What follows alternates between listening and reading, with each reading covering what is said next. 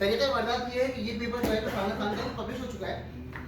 इसकी तमाम डायग्राम्स और तमाम फिगर्स कैसे बनी वो मैं सिखाने जा रहा हूँ, और नंबर भी सेम होंगे तो इंशाल्लाह समझने में ज़्यादा आसानी होगी। अच्छा, हैविंग सेड दैट, मैं वापस पहुँच गया उसी टेस्ट रिजल्ट्स के ऊपर जो बार बार मैं सोचा था मुझे क्या करना है। तो हम कर क्या रहे हैं, नंबर 1 दोबारा बेसिक पे आ गया बिल्कुल, ये इनिशियल स्टार्ट। मैंने दोबारा कैलकुलेट किया एल्गोरिथम।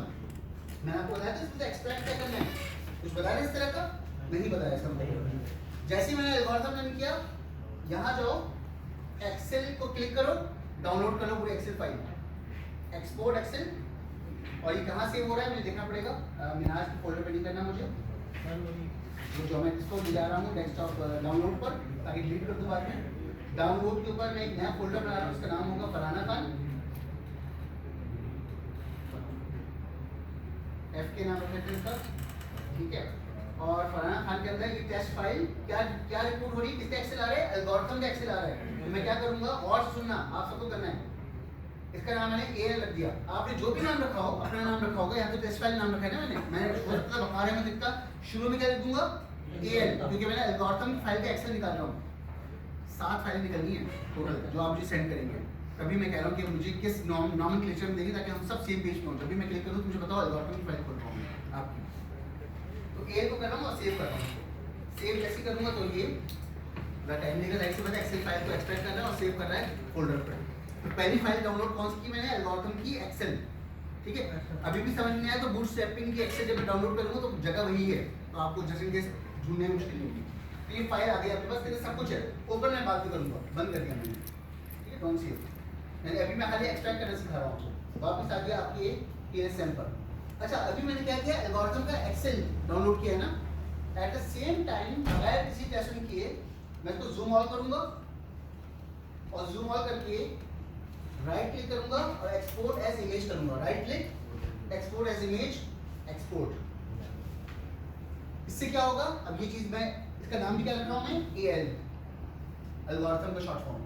और ये उसी फोल्डर पे नहीं आ रहा है इत्तेफाक से, मुझे उसी फोल्डर का नाम ढूंढना पड़ेगा। कहाँ गया, डाउनलोड पर, डाउनलोड बैंक के उसको मैंने सेव कर दिया।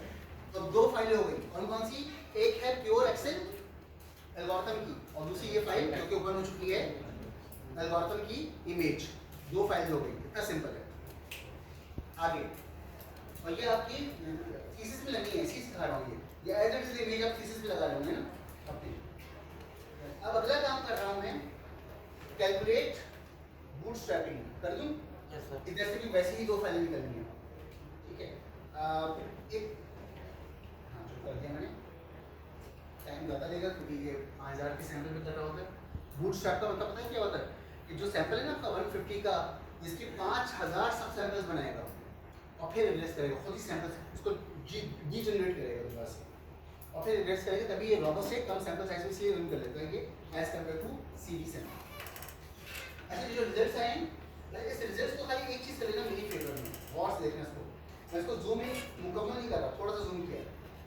यहाँ पे और पूरा खाली पी वैल्यूज दे रहा है, ये इनर मॉडल के दे रहा है ना यहाँ पर। ये क्या शो कर रहा है, पी वैल्यूज। मैं चाह रहा हूँ कि ना सिर्फ पी वैल्यूज शो करे बल्कि कोफिशिएंट भी शो करे। आपकी डायग्राम ज़्यादा इंप्रूव हो जाएगी जब आप उसको पेस्ट करेंगे एज इट इज अपनी थीसिस पे। यानी अब ये वाला ऑप्शन सेलेक्ट करने से क्या हो रहा है, ये पाथ कोफिशिएंट भी दिखा रहा है और पी वैल्यू भी दिखा रहा है, जो आपको अच्छा नजर नहीं आ रहा होगा। यहाँ पर पी वैल्यूज 0.00 समथिंग आती है और कोफिशिएंट आपको पता है बीटा वैल्यू होती है। तो यहाँ भी ऑप्शन इनर मॉडल के अंदर आप सिलेक्ट कर सकते हैं और कर लीजिएगा, ताकि इमेज जब डाउनलोड करें तो इस हालत में करें तो ज़्यादा बेहतर है। समझ में आ गई होगी मेरी बात, मैं क्या कहना चाह रहा हूँ। इसको भी आप क्या करेंगे, 400 पे मैक्सिमम जूम इन करेंगे। अच्छा, ये मैं क्यों करता हूँ, मेरे एक्सपीरियंस है, जब भी आप उसको बेसिक में करेंगे तो इमेज फट जाएगी। मैक्सिमम जूम करके जब उसको डाउनलोड करेंगे तो इमेज वर्ड फाइल पर या कहीं पर भी उसको पेस्ट करेंगे तो वो स्कैटर्ड नहीं होगी, जो भी हम, ठीक है। तो मैं राइट क्लिक कर रहा हूँ और एक्सपोर्ट इमेज कर रहा हूँ, तो तीसरी फाइल आ गई जो इमेज है। पहले मैंने इमेज कर दी, इस बार एक्सपोर्ट, और इसका नाम क्या रखूंगा, BS शॉर्ट फॉर्म। एल्गोरिथम की फाइल ऑलरेडी सेव है वहाँ पर, सेव कर दिया मैंने। 3 फाइलें हो गई एट द सेम टाइम। अच्छा, ये फाइल आ गई आपके पास, कितना जबरदस्त की वो आ रही है रेजोल्यूशन मेरे पास। यहाँ पे शायद इसकी वजह से अच्छा नहीं आ रहा होगा, मल्टीमीडिया की वजह से। तो क्लोज किया मैंने, और इसकी एक्सेल फाइल भी करूँगा, क्योंकि बूटस्ट्रैप में रन किया हुआ मैंने। एक्सेल की फाइल को डाउनलोड कर रहा हूँ मैं, एक्सपोर्ट। देखिएगा जगह कहाँ से मिलती है, एक्सपोर्ट। इसका नाम क्या रखूंगा, जो भी नाम है शुरू में BS का नाम रख दूंगा और बाकी चीजें as it is. Test file save करके मैंने टाइम लेगा थोड़ा सा ओपन होने में क्योंकि जरा हेवी फाइल होगी। 4 फाइल्स हो गई, 2 एक्सेल। कितने लोग परेशान हैं? ये चीज मुझे लास्ट में जब भी आप कहेंगे सर मेरा टेस्ट रन हो गया, मैं कहूँगा सेंड करो सारी फाइल्स चेक करूँगा। पहले का एल्गोरिथम की एक्सेल एंड इमेज, ये है बूटस्ट्रैपिंग की एक्सेल एंड इमेज। इतना सिंपल है, ठीक है। अभी और फाइल्स भी हैं, ये हम लोगों ने टाइम लेगा। ऐसे वाले 5000 का सैंपल किया, ठीक है। ये हो गया, इसको बंद कर रहा हूँ मैं। जब हम उसको रिपोर्ट करेंगे तो उसी वक्त ही ओपन करेंगे मैंने क्या ओपन किया क्या नहीं किया। सारी फाइलें खोल दी मैंने, क्या मुझे। अच्छा, अब अगला काम क्या कर रहे हो, पीछे निकल गया इसको वापस और कैलकुलेट कर रहा हूँ। मैंने अब तक आपको ब्लाइंड फोल्डिंग पिछले पूरे रिजल्ट्स के अंदर शो भी नहीं किया था। होता क्या है, लेकिन मैंने कहा था सिर्फ ये 3 ही बटन मैं क्लिक करूंगा और पूरा टेस्ट रिजल्ट हो जाएगा मेरा। तो मैं फॉर द फर्स्ट टाइम बाकी पहली दफा कल से यानी लास्ट क्लास को मिलाकर ब्लाइंड फोल्डिंग को क्लिक किया और स्टार्ट कैलकुलेशन किया। अच्छा, ब्लाइंड फोल्डिंग कुछ नहीं करता, सिर्फ एक वैल्यू देगा आपको, वो वैल्यू बड़ी काम की है, उसको बोलते हैं क्यू स्क्वायर। आर स्क्वायर को जानते हैं आप लोग, पीएसएम के अंदर एक और वैल्यू है जिसको बोलते हैं क्यू स्क्वायर। बाद में समझेंगे क्या बताता है ये। इस वैल्यू की खातिर मुझे ये पूरी फाइल ये वाला कैसे करना पड़ा, क्योंकि इतना रॉकेट साइंस थोड़ी बड़ी इसको दोबारा था खाली। लेकिन इसकी मुझे क्या चाहिए, एक्सेल फाइल, इसकी मुझे इमेज ही चाहिए, सिर्फ एक्सेल फाइल। इसको ओके करूंगा, इसका नाम क्या रखूंगा, बीएफ ब्लाइंड फोल्डिंग। तो यानी कि अब क्या हो गया, 3 एक्सेल फाइल हो गई और 2 इमेजेस हो गई। सेव कर रहा हूँ तो मेरे पास ये 5 फाइल जमा हो गई। अब छठी फाइल आने दें, ये फाइल हो गई जमा। ये तो बहुत छोटी सी फाइल होती है और ये यहाँ पे जाकर क्यू स्क्वायर दे रहा होगा, ये क्यू स्क्वायर दे रहा है, बस ये वैल्यू चाहिए होती है, क्यू स्क्वायर ये नजर आ गया। तो हम देखेंगे कि आज इसको किस तरह रिपोर्ट करते हैं तो परेशानी होगी। तभी मैंने लास्ट क्लास में तो सिखाया नहीं, सिर्फ एक वैल्यू देता है, ठीक है। बंद कर रहा हूँ। छठी फाइल, लास्ट फाइल जो इधर से निकलनी है, लास्ट फाइल 6th फाइल। बाकी में मुझे और क्या फाइल चाहिए होती, वो है इस फाइल का नाम क्या था, ना ये था फराना खान। और फराना खान के अंदर मैंने मॉडल जो फ्रेमवर्क था उसका नाम रखा है टेस्ट फाइल, और डाटा फाइल तो उसका था ही था। जो FAR खान का जो नाम रखा है ना मैंने, यहाँ पे राइट क्लिक करूंगा और एक्सपोर्ट प्रोजेक्ट करूंगा। राइट क्लिक कर ये लोग नहीं समझ पाते, बात पूछे सर वो कैसे होता है, मैं कहता हूँ मुझे प्रोजेक्ट फाइल सेंड करो ताकि मैं इसको इंपोर्ट करके एज इट इज वहाँ से काम शुरू करूँ। यानी आप कहेंगे सर मेरा टेस्ट में कुछ मसला आ रहा है, प्लीज़ देख लीजिए। आप अपने ऑफिस में बैठे हुए, मैं अपने ऑफिस में बैठा हूँ। अब तो आजकल तो मैंने कम कर दिया काम वाला, पहले बहुत ज़्यादा करता था। सर प्लीज़ देख लें, तो मैं अपने PLSM पर आपके एक्सपोर्ट प्रोजेक्ट को इमीडिएटली इंपोर्ट करता था ताकि मेरा टाइम बचे। आपने ऑलरेडी काम किया हुआ है, जो आप सवाल पूछ रहे हैं मैं डायरेक्ट देता था, अच्छा इसको इस तरह सही कर लो, या मैं सही करके फिर सेंड कर देता था आपको दोबारा प्रोजेक्ट फाइल। तो आपको पता होना चाहिए कि जो भी प्रोजेक्ट का नाम रखा हुआ है वहाँ पर राइट क्लिक करके एक्सपोर्ट प्रोजेक्ट का बटन दबाओगे तो ये एक्सपोर्ट हो जाएगा। अभी दिखा दूँगा, अभी क्लिक नहीं किया मैंने, शो कर रहा हूँ फाइल। और इसी जो भी फाइल निकलेगी ना वो जिप फॉर्मेट में ऑटोमेटिक निकलेगी, आपको जिप फाइल बनानी नहीं होगी, वो जिप फाइल में ही बनेगी। अक्सर लोग क्या करते हैं, मैंने कहा भाई जिप फाइल चाहिए मुझे प्रोजेक्ट फाइल की, आप लोग जबरदस्ती ना अपनी कोई फाइल बनाकर जिप फाइल करके सेंड कर देते हो। मैं कहता हूँ ये क्या सेंड किया सुनाता हूँ मैं, ठीक है। यानी कि बात समझ लो, पीस ऑफ केक है, फिर इसको क्लिक करूंगा एक्सपोर्ट हो जाएगा, एक्सपोर्ट जिप फाइल में आएगा। और अगर फ्यूचर में आपको इसी जिप फाइल को इंपोर्ट करना है, import project from backup file, यानी अगर मैं कोई फाइल आपको सेंड करता हूँ कि भाई ये प्रोजेक्ट फाइल है अपने पास को रन करो, आपको दोबारा से जाना है import from project file as it is. जो टेस्ट मैंने करके इंप्रूव करके दिया होगा ना वो आपके पास ओपन हो जाएगा। ये समझ लो, ये बहुत बेसिक सी बात है। मुझे पता है क्लास के 70% बच्चे पहली दफा में समझ गए होंगे, मैं बार बार रिट्रेट इसलिए कर रहा हूँ बाकी 30% भी समझ जाए, मुश्किल हो जाती है इसमें भी। फिर मैं आपको बुलाऊंगा, आप फॉलो होंगे काम का कि नहीं यार नहीं समझ पा रहा, आ जाओ फिर शाबाश। वरना ऑफलाइन बात हो सकती है इसमें भी ना, यानी ऑनलाइन बात हो सकती है, नहीं बात समझ पाएंगे आपको, बात समझ गए मुझे उम्मीद है। तो मैं एक्सपोर्ट प्रोजेक्ट का बटन अब क्लिक किया मैंने, तो ये इसको रास्ता दिखा रहा हूँ, FK में सेव कर रहा हूँ मैं Farhana Khan as it is, नाम इसमें कोई नाम चेंज नहीं कर रहा हूँ। Action successfully done. अब मैं आपको फोल्डर दिखा रहा हूँ, 6 फाइल्स हो चुकी हैं, याद आ रहा है। तो अब मैं फोल्डर पे जा रहा हूँ, 7 की 8 फाइल बाद में बताऊँगा। वो कोई मुश्किल फाइल नहीं है, ऑलरेडी अपने आप मौजूद है, परेशानी हुई। ये मैंने FK पे यहाँ पे सेव कर दिया, पता है वहाँ सेव नहीं किया मैंने, डाउनलोड में जाकर वो डाउनलोड वाले फोल्डर पे नहीं किया। चलिए देख लेते हैं अगर आपने नहीं किया दो नाम फोल्डर की कैसे रखना है। डाउनलोड में FTA, हाँ शुक्र है ये ठीक है। फरहाना खान 6 फाइल्स आ गई यहाँ पर एज इट इज, इत्तेफाक से FTA की 2 फाइलें तो रहेगी, मुझे डर था कहीं बाहर ना चले गई। समझ आ गई 6 फाइल्स एज इट इज, मुझे ड्रैग एंड ड्रॉप करके ईमेल कर देंगे ठीक है। अब सातवीं फाइल कौन सी है?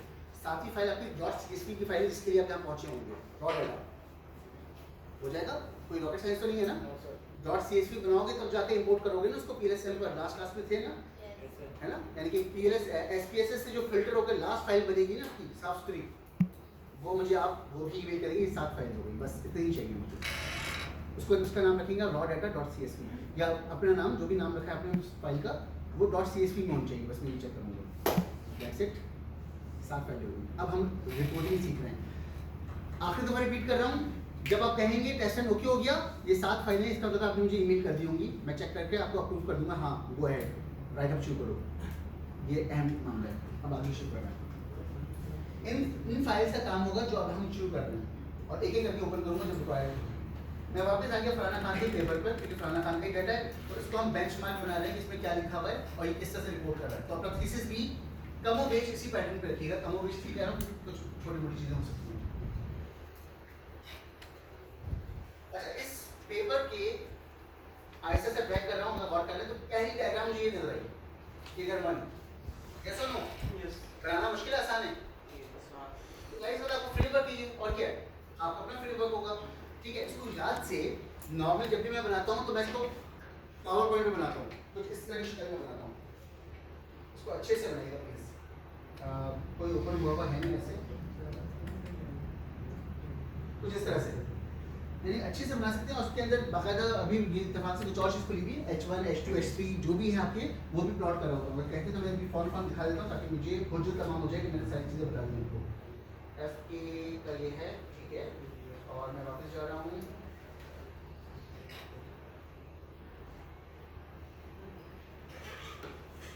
जल्दी से दिखा रहा हूँ कि मुझे बहुत अच्छी डायग्राम चाहिए इस तरह की बनेगी, क्योंकि आप लोग अक्सर इसमें इतनी लीनियंसी करते हैं कि लगता है नॉन सीरियस एटीट्यूड, कुछ भी एरोज दाएं बाएं जा रहे हैं कीड़े मकोड़ों की तरह, तो ऐसे ना करें प्लीज। अभी रिसेंट काम मैंने ये किया है शुरू, फाइनल नॉलेज का लिख लेते हैं, समथिंग लाइक दैट, ठीक है। अगर आपको नंबर्स डालने यूं डालने यहाँ पे H1 हाँ नजर भी आ रहा है ना, तो ये फ्रेमवर्क इस तरह का बनना चाहिए। किसी और का पेपर है जिसको मैं पेपर में कन्वर्ट कर रहा हूँ एट द मोमेंट, यानी ये भी स्टूडेंट है, ठीक है। H1A H1B, तो हमारे पास सीक्वेंस, और यही रिपोर्ट टेबल में भी H1 का सीक्वेंस, 2 का यानी वैसी सीक्वेंस में आपके पास हाइपोथेसिस भी बनने चाहिए, वैसी सीक्वेंस में रिजल्ट भी आने चाहिए। बात समझ आ रही है? ठीक है। और लाइकवाइज जब हम पेपर में हम नॉर्मली जब छोड़ दो, नॉर्मली हम नंबर्स इस तरह से कोट कर रहे होते हैं, हम डायग्राम ऐसे नहीं लगाए थे, तो ये आपको करने की जरूरत नहीं, आप एक्चुअल डायग्राम ही लगा दीजिएगा। कोई प्रश्न नहीं? तो हम लोगों ने बीबीए में पॉजिटिव या नेगेटिव मेंशन किया था, करना चाहता H1 पॉजिटिव और पॉजिटिव नेगेटिव, अगर इस तरह का मामला चल रहा है, नॉर्मली सबको पॉजिटिव होता है नॉर्मल, ठीक है, लेकिन कुछ लोगों का पॉजिटिव नेगेटिव हो तो वहाँ पे शो कर दो, ठीक, रिक्वायरमेंट नहीं होनी चाहिए। यहाँ पे क्लियर बंद कर दिया मैंने, और इसका मतलब ये हो गया कि ये तो बच्चों वाली चीज़ थी, इसको सिखाने की जरूरत ही नहीं थी, पता है आपको। मूविंग ऑन, जैसे ही मैं थोड़ा ट्रैक कर रहा हूँ, अब मुझे टेबल नंबर 1 नजर आ रहा है और 2 भी आ रहा है। टेबल नंबर 1 क्या है? कितना आसान है, बना सकते हैं ना। ये हमने प्रपोजल में कहा था कि अपने सोर्स ऑफ इंस्ट्रूमेंट लिख लो इस फॉर्मेट में, तो आप ये वाला टेबल बन जाएगा कि आइटम्स कितने हैं वो बता सकते हैं आप, आइटम्स एक्चुअल बताएंगे कि कितने आइटम्स थे इसके, ठीक है, और डिलीट होने के बाद भी बताएंगे कि बच्चे कितने हैं। यहाँ से बात क्लियर है। और लाइकवाइज ये सारी सोर्सेज सबके अलग अलग ओरिजिनल सोर्स निकाल लेंगे आप। अगेन ये पेपर इसका है फरहाना खान का, अगर आपने इसको बेस पेपर बनाया हुआ है इस वाले पेपर को, तो सोर्स ऑफ इंस्ट्रूमेंट किसको शो करेंगे आप? इसी को ही करेंगे, फरहाना खान को नहीं करेंगे। यानी बेस पेपर का सोर्स ऑफ इंस्ट्रूमेंट नहीं होता, उसने जहाँ से उठाया वो सोर्स ऑफ इंस्ट्रूमेंट है, ठीक है। ये करना दोबारा से हालांकि पहले भी हो चुकी है। अब आ जाओ टेबल नंबर 2 पे।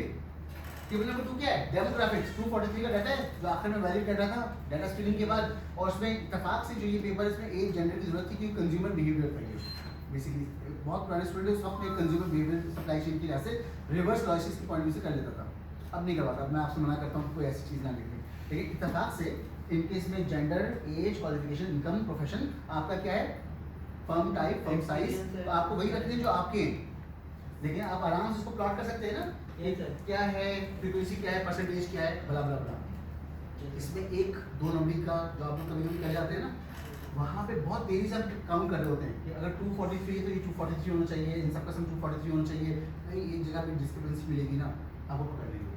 इसका मतलब आपने कुछ 2 नंबर किए, तो आपको याद से सबका सम हर जगह 243 जितना आपका डाटा है उतना ही डाटा होना चाहिए। तो इसमें गड़बड़ हो जाती है, इसलिए कह रहा हूँ। आज पहली बात नहीं कर रहा, मैं ले रहा हूँ ना बाबा, इसमें कोई ना कोई पकड़ लेता है पैनल में से। तो हमने टेबल 2 भी समझ लिया, टेबल 3 पे आ रहा हूँ। ठीक है, शुरू करूँ? इजाजत है। टेबल 3 जो है इसके अंदर construct items loadings p value CRAV तो सुना है ना, कहाँ से निकलेगा पता है आपको, एल्गोरिथम कैसे। तो मैं फॉर द फर्स्ट टाइम जो टेबल डाउनलोड्स किए ना, समझ लीजिए कि अब हम पीएस के एनवायरनमेंट में वापस नहीं जा रहे हैं, जो टेबल्स डाउनलोड किए मैं उसी में से ढूंढते हैं कहाँ से मिलेगा। शुरू करूँ? अब तक मैंने कुछ ओपन नहीं किया था, टेबल 1 और 2 तो ऐसे ही बनने थे, कोई इसमें पीएस का कोई अमल दखल नहीं था। तो मैं पहली दफा एल्गोरिथम की एक्सेल फाइल ओपन कर रहा हूँ, कर दूँ? पहली दफा ओपन कर रहा हूँ, मैं जान के बंद कर दिया सब चीज़ें। एल्गोरिथम की एक्सेल फाइल के अंदर मुझे टोटल 3 जगह पे क्लिक करना है, मुझे सब कुछ मिल जाएगा। इसके अलावा कहीं और जाना ही नहीं, जिसको मैंने जेल मार्क किया ना, कौन कौन सी चीज़ें याद करो, ये वही चीज़ है कंस्ट्रक्ट लाइब्रेरी जहाँ से मुझे AV और CR मिलेगा, और डिस्क्रिमिनेंट के अंदर मुझे क्रॉस लोडिंग HTMT और फॉर्म लाइब्रेरी मिल जाएगा। आपको टर्म्स का पता है, इसलिए मैं दोबारा जल्दी में बात कर रहा हूँ। और आज का मैंने वहाँ क्लिक नहीं किया था, लेकिन आज का रिपोर्ट करते हैं हम लोग, वो यहाँ से मिलेगा। ठीक है, सिर्फ 3 चीज़ों क्लिक करने वाला हूँ एल्गोरिथम की फाइल में, और इंशाल्लाह ऑलमोस्ट 80% चीज़ें यहीं से मिलकर खत्म रिपोर्टिंग की। शुरू कर रहा हूँ, पहले क्लिक कर रहा हूँ मैं कंस्ट्रक्ट लाइब्रेरी, क्लिक कर दूँ, शो कर रहा हूँ, ये सारे मैक्रो से जुड़े हुए, तो आप शो को क्लिक करेंगे तो वहीं पहुँचेंगे सीधा। तो आगे आपके पास कंस्ट्रक्ट लाइब्रेरी, ये वही टेबल है जो वहाँ बना हुआ था। इसमें क्या है, कंपोजिट लाइब्रेरी और AV। ठीक है, अच्छा थोड़ा स्मार्ट कर लेते हैं, थोड़ा सा कोशिश करता हूँ AC का कितना आ रहा है, AV 0.905, AC नीचे है, AC का AV कितना आ रहा है, SCR कितना आ रहा है 0.905, उसका AV कितना आ रहा है 0.705। ऐसा ही है, इत्तेफाक से ऊपर नीचे हो गया ये, क्योंकि मैं मॉडल जो बनाया था ऊपर नीचे हो गया था। क्या बताना चाह रहा हूँ, आखिर मैं अपनी तशरीह नहीं कर रहा होता कि फलाना खान का पेपर 10 इम्पैक्ट फैक्टर, मैं सिर्फ ये बताना चाह रहा हूँ कि इतना सिंपल है पब्लिकेशन है, जो आपको आप लोगों ने सीख लिया ना, ये यही चीज़ है, लिखना ढंग से पब्लिश भी हो जाएगा। कल एक और बच्चा आया मेरे पास, उससे पहले लास्ट एक और बच्चा आया था, कल एक और बच्चा आया, बच्चा नहीं लड़की, हफ्सा टीचर भी है यहाँ पे, और सिर्फ इस वजह से क्योंकि पब्लिकेशन उसकी हो गई है। ठीक है, वो आई और कह रही है अल्हम्दुलिल्लाह, उसको पता ही था 1 महीना हो गया पब्लिश हुए थे, पेपर दिखा सकता हूँ कि 1 महीना हो गया पब्लिश हुए हुए। उसने कहा सर पब्लिश हो गया, मैंने कहा अल्हम्दुलिल्लाह सर, बहुत बहुत शुक्रिया आपका। उसका कोई काम नहीं सिंस देन, हो सकता है आपके किसी भी पेपर में मैं गैबाना काम कर रहा हूँ, अगर मुझे लगा कि उसके अंदर वाकई आपने थोड़ा सा भी ढंग का काम किया, थोड़ा सा भी, तो मैं आपको उसको मैं ऑथरशिप जरूर दूंगा। और अब तक शायद ही मैंने 3-4 44 में से 3-4 ही पेपर ऐसे जहाँ मैंने स्टूडेंट को ऑथरशिप दी कि वो पूरा ही काम चेंज करते हैं। तो वहाँ पे खाली मैं एडमिट कर रहा हूँ, सिर्फ 2-3 ही पेपर ऐसे होंगे अब तक मेरी ज़िंदगी में, बाकी 7-8 पेपर तो ऐसे जिसमें बच्चे का काम ही नहीं, वो तो मेरे प्योर मेरा काम है, वहाँ तो छोड़ दो। मैं उन पेपर्स की बात कर रहा हूँ जिन पेपर में बच्चे का काम था, थीसिस था, इसको मैं आगे लेकर चला, थोड़ा सा भी काम किया है ना, तो फर्स्ट सेकंड थर्ड में कहीं ना कहीं इसको मैं ऑथरशिप देता हूँ। तो आपको इंकरेज कर रहा हूँ कि डाटा अच्छा लाओ, सही से टेस्ट करो, काम खत्म आपका। जो इंटरेस्टेड होगा उससे काम भी करवाऊंगा साथ, अगर सीखने की लगन है किसी में, वरना खामोशी से मैं काम करता हूँ, 1.5-2 साल के बाद 3 साल के बाद आपको खबर मिलेगी आपको पेपर पब्लिश हो गया। ठीक है, यहाँ तक समझ आ रही है? इंकरेज कर रहा हूँ कि ढंग से काम करो, बस अपना ये काम कर लो ढंग से, बाकी अल्लाह मालिक आगे। और सबका थोड़ी होगा, 3-4 लोगों का 5 लोगों का अपने से कोई पेपर जा सकता है आगे, सबका नहीं हो पाता, कुछ ना कुछ कहीं ना कहीं कभी विषय रह जाती है ना। तो वो मतलब सेंटर बहुत अच्छा है, मुझे उम्मीद थी का डाटा बहुत शानदार होगा, लेकिन मुझे डर लग रहा है कि डाटा फंस गया। यहाँ पे बहुत ज़बरदस्त फ्रेमवर्क, बहुत ज़बरदस्त राइटर इनका, अब ये होता है, मुझे पता है कि ये चीज़ें होती हैं। किसी का बहुत ही माठा राइटर होगा, डाटा बहुत अच्छा होगा, तो उसको फिर मैं पूरा रिप्रोड्यूस करके नए तरीके से काम करके काम कर रहा हूँ उसके ऊपर। बेखा मेरी बात समझ आ गई, मैं ज़्यादा लंबा नहीं कर रहा कहानी को। ये वाला टेबल का ये वाला क्वेश्चन तो बन गया, सी और ए बी, यस और नो। कितने लोग परेशान हैं? हाथ उठा लो, मैं दोबारा दिखा दूँ टेबल पे।